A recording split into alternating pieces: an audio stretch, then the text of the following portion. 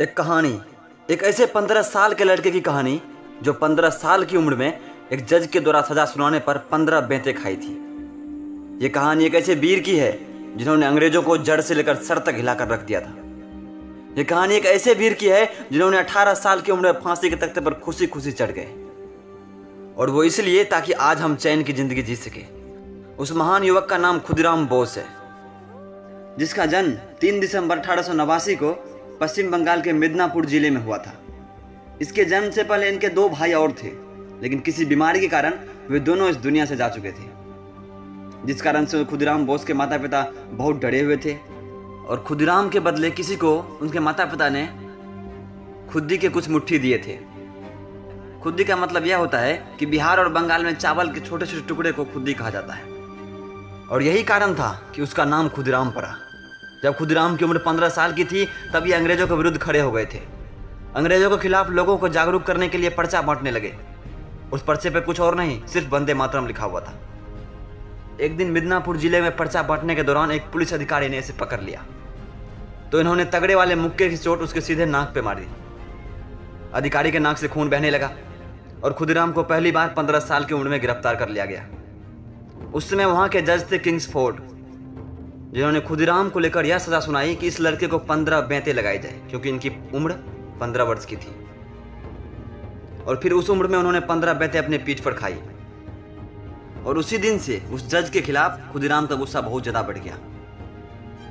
उन्होंने ठान लिया कि इस जज को मारना है, मतलब मारना है, जीवित नहीं छोड़ेंगे। और फिर खुदीराम और उसके एक साथी प्रफुल्ल चाकी ने मिलकर एक योजना बनाई, एक पार्सल का प्लान बनाया। वो पार्सल जैसे ही खुलता उसमें बम रखा था जो कि ब्लास्ट हो जाता, लेकिन एक कर्मचारी ने उस पार्सल को खोल दिया, जिसके कारण यह योजना उसकी विफल हो गई। तब तक उस जज की बदली हो चुकी थी। किंग्सफोर्ड की पोस्टिंग बिहार के मुजफ्फरपुर में हो गई थी। खुदीराम ने उनका पीछा किया और मुजफ्फरपुर पहुंच गए और वहां पर उन पर नजर रखने लगे। खुदीराम एक धर्मशाला में ठहर गए। उसके बाद उन्होंने जज की दिनचर्या पर नजर रखना पूरा शुरू किया।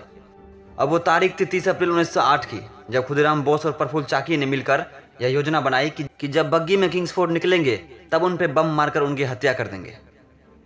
और उन्होंने ऐसा ही किया। बम मारते ही दोनों अलग अलग होकर भाग निकले। रातों रात वहां से 24 किलोमीटर दूर एक रेलवे स्टेशन पर जाकर बैठ गए। वहीं कुछ लोग अखबारों में पढ़ रहे थे कि कल रात किंग्सफोर्ड की बग्गी पर किसी ने बम मार दिया, जिसमें किंग्सफोर्ड तो बच गया, लेकिन 2 महिलाएं थी, उनमें से एक की मौत हो गई। यह सुनकर खुदीराम को रहा नहीं गया। वो जोर से बोल पड़े, क्या किंग्सफोर्ड नहीं मरा? बस यही उसकी जिंदगी की सबसे बड़ी गलती थी। उसके पीछे एक पुलिस अधिकारी बैठा हुआ था जो ये सब सुन गए, और फिर क्या, इतना बोलते ही पीछे बैठे पुलिस अधिकारी ने उसे पकड़ लिया और गिरफ्तार कर लिया। जांच की गई तो उनके पास हथियार और कारतूस मिले, तो पता चला कि बम फेंकने वाले यही आदमी थे। फिर मुकदमा चला। उस टाइम पर मुकदमा में बहुत लोग आते थे। खुदीराम को बचाने के लिए बहुत भीड़ लगाई गई, लेकिन फिर भी अंग्रेज सरकार ने किसी की न मानी, और 18 वर्ष की उम्र में वंदे मातरम की नारे लगाते हुए वो नौजवान हंसते हंसते अपने प्राण न्यौछावर कर दिए। दोस्तों, हमारे भारत में ऐसे ऐसे वीरों की गाथा को हम कैसे भूल सकते हैं। 15 अगस्त आने वाली है, कम से कम उस बहाने तो उसे याद कर लीजिए। जितना हो सके इस वीडियो को शेयर कीजिए ताकि सब जान सके कि कौन था बॉस, खुदीराम बोस।